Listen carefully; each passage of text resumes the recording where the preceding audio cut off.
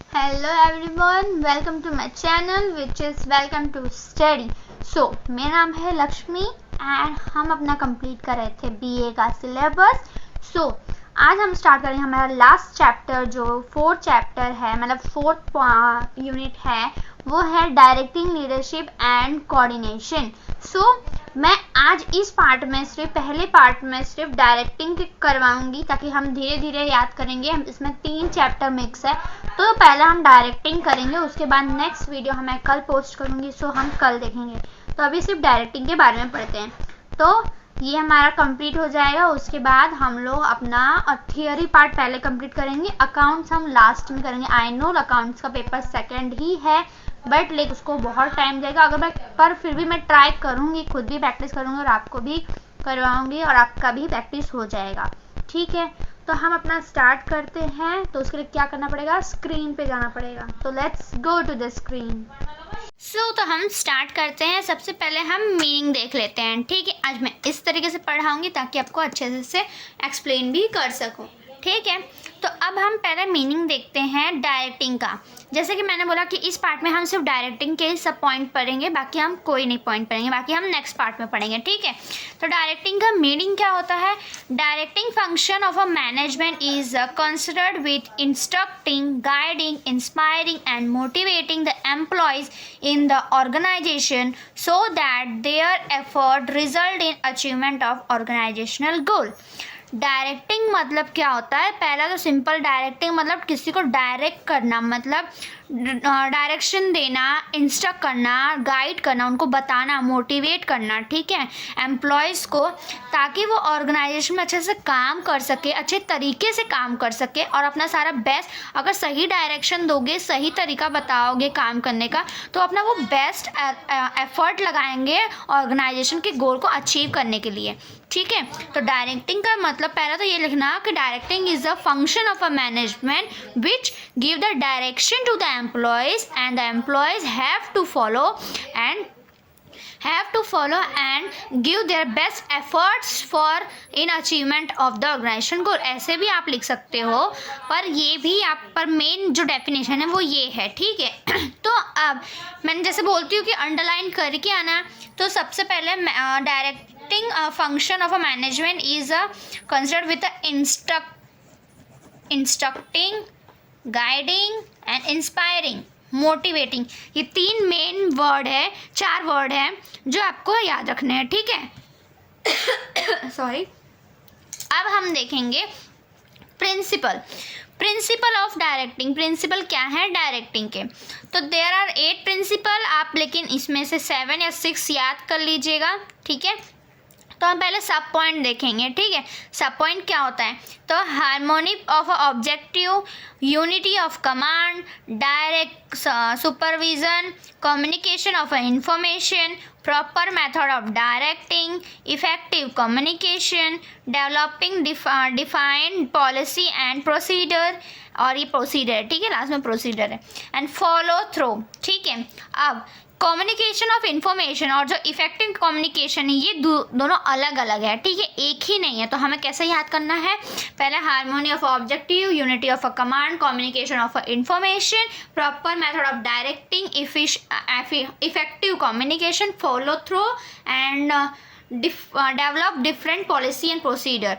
ऐसे हमको याद करना, हमें याद रखना होगा ये सब चीज़. ठीक है, तो आप जो भी आप 7 पॉइंट सब पॉइंट पहले याद किया करो. जो भी सब पॉइंट दिमाग में आए तुरंत उसको लिख दो. ठीक है, तो ये ईजी हो जाएगा आपके लिए समझने में.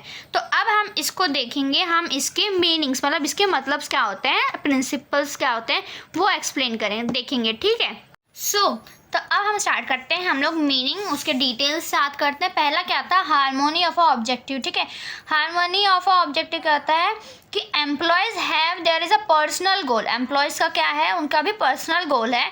टू गेटिंग मैक्सिमम सैलरी, उनका भी पर्सनल गोल होता है कि हाँ मुझे अच्छी सैलरी, ज़्यादा सैलरी मिले. And occupying the higher position, और उनको हायर पोजीशन मिले, है ना. तो in the organisation the manager must see to it that they achieve their goal along with their goal of a companies. मतलब मैनेजर इसीलिए वो देखता है कि अपने जो एम्प्लॉयज़ उनके गोल के साथ साथ वो अपने ऑर्गेनाइजेशन गोल को भी अचीव करे. ठीक है।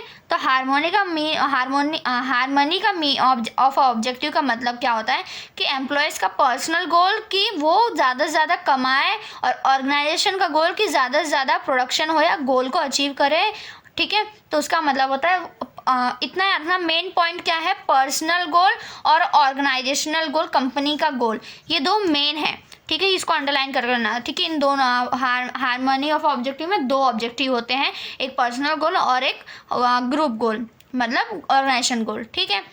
अब सेकंड क्या है, unity of a command. Unity of command क्या होता है, सबऑर्डिनेट कमांड देना, मतलब कमांड देना नहीं, कमांड लेना। Unity of command, subordinate should get order and instruction from one superior only. जो सबऑर्डिनेट होता है, सबऑर्डिनेट का मतलब होता है एम्प्लॉयज़ जो होते हैं उनको हमेशा एक ही बॉस से हमें ऑर्डर और इंस्ट्रक्शन लेना चाहिए, एक ही सुपीरियर से सिर्फ, ठीक है।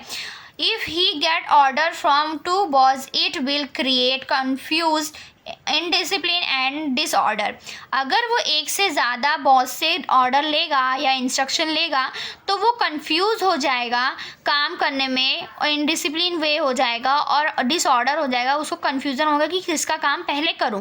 तो इसलिए ये यूनिटी ऑफ कमांड को फॉलो करना चाहिए, क्योंकि सबऑर्डिनेट, तो इतना याद रखना, यूनिटी ऑफ कमांड मतलब किसी एक बॉस से हमें ऑर्डर लेना है और उसके काम पहले ख़त्म करना है, ठीक है। तो यूनिटी ऑफ कमांड का मतलब ये होता है।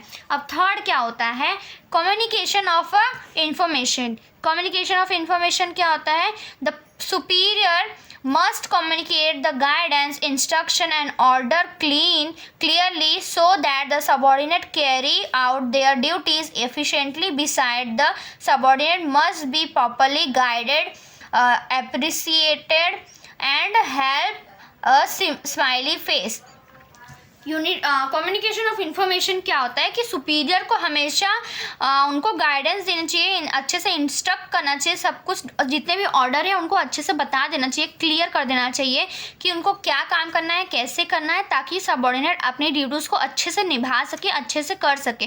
प्रॉपर गाइडेंस मिलेगा तो वो अच्छे से कर पाएंगे और उनको हेल्प हो जाएगा और वो स्माइली फेस के साथ अपना काम ख़त्म करेंगे, ठीक है। तो कम्युनिकेशन ऑफ इंफॉर्मेशन का मतलब होता है कि जो अच्छी तरह से क्लियर वे में उनको गाइडेंस करना, ठीक है, गाइडेंस ऑर्डर देना, ठीक है, ताकि समझ आ जाए। अब फोर्थ क्या है, डायरेक्ट सुपरविजन, ठीक है। डायरेक्ट सुपरविजन क्या होता है, the nature of a superior subordinate, यहाँ एंड आएगा। The nature of a superior and subordinate relationship require that the superior should maintain direct contact with the subordinate as far as, मतलब जो direct supervision होता है कि जो superior होता है, जो मैनेजर, उसको डायरेक्ट कांटेक्ट रखना चाहिए, मेंटेन करके रखना चाहिए कि डायरेक्ट वो अपने सबऑर्डिनेट से ही कांटेक्ट करे, ठीक है, किसी और से ना करे, डायरेक्ट उनसे ही समझे जो भी काम होगा, जो भी ऑर्डर होगा, ठीक है। अब proper method of directing, proper method क्या है डायरेक्टिंग का, The most desirable method is the democratic method, ठीक है। डेमोक्रेटिक मेथड मतलब ग्रुप मेथड, ठीक है, ग्रुप सेंटर्ड, ठीक है। Proper direct method of directing मतलब एक ये मेथड याद रखना, डेमोक्रेटिक मेथड प्रॉपर मेथड है कि ग्रुप मेथड जो सबको मिला के सब साथ में काम करते हैं, साथ में डिसीजन लेते हैं, साथ में सब कुछ करते हैं, तो उसको बोलते हैं हम लोग प्रॉपर मेथड ऑफ डायरेक्टिंग, ठीक है, डोमेस्टिक मेथड बोलते हैं, ठीक है। सिक्स्थ क्या है, इफेक्टिव कम्युनिकेशन। इफेक्टिव कम्युनिकेशन, अब मैं इसका डिफरेंस बताऊंगी, कम्युनिकेशन ऑफ इंफॉर्मेशन और इफेक्टिव कम्युनिकेशन का मतलब क्या होता है। पहले हम इफेक्टिव कम्युनिकेशन का मतलब देख लेते हैं। An employee should properly understand what he is required to do, so it is not enough that order and instruction are communicated to them, but should ensure that they have understood it in the proper sense. Effective communication का मतलब होता है कि खाली order देना नहीं होता है, जो भी ऑर्डर दिया हुआ है आप लोगों ने, मैनेजर ने, उसको मैनेजर का ड्यूटी होता है कि उसको क्लियर करे, मतलब कंफर्म करे कि हाँ सबऑर्डिनेट को, एम्प्लॉयज़ को समझ आया है या नहीं। इफ़ेक्टिव मतलब जो काम आप कर सके हो, करते हो, अच्छे से कर सकते हो, कंप्लीट कर सकते हो वो। तो कम्युनिकेशन ऑफ इंफॉर्मेशन जो है वो उसमें ऑर्डर देना, सही तरीका मतलब क्लियरली ऑर्डर बता देना कि हाँ तुम्हें ये काम करना है, ठीक है, कम्युनिकेशन ऑफ इंफॉर्मेशन में। और इफ़ेक्टिव कम्युनिकेशन में ये इसमें ये बताता है कि जो भी ऑर्डर आपने क्लियरली दिया हुआ है तो वो एम्प्लॉयज़ को अच्छे से समझ आ गया है, अंडरस्टैंड हो गया है अच्छे से या नहीं, वो आपको एक बार चेक करना है, एक बार उनसे पूछना है कि हाँ आप लोग को ये ड्यूटी, ये ऑर्डर कंप्लीट हो गई, समझ आ गया है या नहीं, ठीक है। तो इसका मतलब होता है इफेक्टिव कम्युनिकेशन। समझ आया दोनों का डिफरेंस। अब 7th लास्ट क्या है, development different policy and procedure, मतलब different proper policy and procedure will make instruction very clearly and does not require detail explanation. इसका मतलब होता है कि अगर आप पॉलिसी जो भी है और प्रोसीजर जो भी है अच्छे से क्लियरली बता देते हो एम्प्लॉयज़ को एकदम अच्छे से, तो अगर एम्प्लॉयज़ को समझ आ गया है, अगर पता है सारी रूल्स एंड रेगुलेशन पॉलिसीज़ पता है एम्प्लॉयज़ को, तो उसको पूरा डिटेल में एक्सप्लेन करने की ज़रूरत नहीं है, बस उसको ऑर्डर देना है, उसको पॉलिसी पता है कैसे करनी है, तो अपने हिसाब से वो काम कर देगा, ठीक है। तो इसका मतलब होता है development different policy and procedure, ठीक है। सो टेक्निक ऑफ डायरेक्टिंग क्या होता है, टेक्निक क्या होता है, तेरा 6 टेक्निक, और भी टोटल 13 टेक्निक है बट मैंने 6 ही किए हैं जो सिंपल है वो। तो टेक्निक क्या है डायरेक्टिंग करने का, तो पहला है ऑटोक्रेटिक डायरेक्शन, ठीक है, supervision, motivation, leadership, communication and delegation, ठीक है। ये 6 टेक्निक हैं आपको कैसे आप डायरेक्टिंग कर सकते हो, ठीक है। आप डिटेल देखते हैं तो कैसे क्या क्या होगा, याद रखना कितने होते हैं, 6 होते हैं, 6 होते हैं टेक्निक। तो क्या क्या होते हैं, autocratic, supervision, motivation, leadership, delegation and और क्या होता है कम्युनिकेशन, ठीक है। तो अब डिटेल करते हैं। पहले क्या है ऑटोक्रेटिक डायरेक्शन क्या होता है, एन ऑटोक्रेटिक लीडर और direction exercise completely control over the subordinate, मतलब जो ऑटोक्रेटिक लीडरशिप होता है और जो डायरेक्शन होता है एक्सरसाइज, वो कंप्लीट कंट्रोल कौन करता है, ओवर द सबऑर्डिनेट, मतलब सबऑर्डिनेट के अंडर में वो काम होता है, ठीक है। Sorry, he centralize power in himself and take all decision without consulting the subordinate। Autocratic का मतलब होता है एक सिंगल बॉस, मतलब वही कंट्रोल कर सकता है सबको, सारे डिसीजन, सब कुछ रूल्स एंड रेगुलेशन वही बनाएगा, वही जो करना है वो करेगा, ठीक है। तो वो क्या करता है, उसके पास पावर होता है कि वो खुद से डिसीजन लेगा और एम्प्लॉय से कंसल्ट नहीं करेगा, ठीक है, उनसे नहीं पूछेगा। तो सुपरविज़न क्या होता है, मतलब the supervision mean instructing, guiding, monitoring and observing the employees while they are performing job in the organisation. Supervision का मतलब होता है कि ऑब्जर्व करना, मॉनिटरिंग करना, उनको देखना है एम्प्लॉयज़ को कि वो काम कर रहे हैं कि नहीं, काम करते हुए उनको देखना, ठीक है। और मोटिवेशन का मतलब होता है, motivation can be defined as the stimulating, inspiring and inducing the employees to perform their the best capacity. मतलब मोटिवेशन को मतलब क्या होता है कि हमें मोटिवेट करना, उनको इंस्पायर करना, स्टिमुलेट करना, इंड्यूस करना, ताकि एम्प्लॉयज़ अपना बेस्ट एफर्ट दे सकें, ठीक है। अब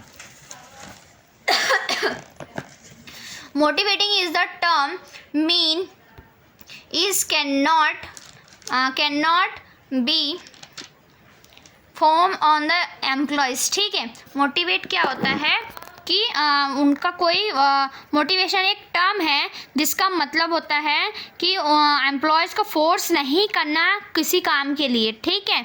अब मोटिवेशन इज़ द प्रोसेस, एक प्रोसेस है जो making subordinate to act in a desire manner, मतलब मोटिवेशन एक वो है, प्रोसेस है जो सबऑर्डिनेट को एक्ट करवाता है, डिज़ायर करवाता है, अच्छे तरीके से वो काम करे और अचीव करे ऑर्गेनाइजेशन गोल्स को, ठीक है।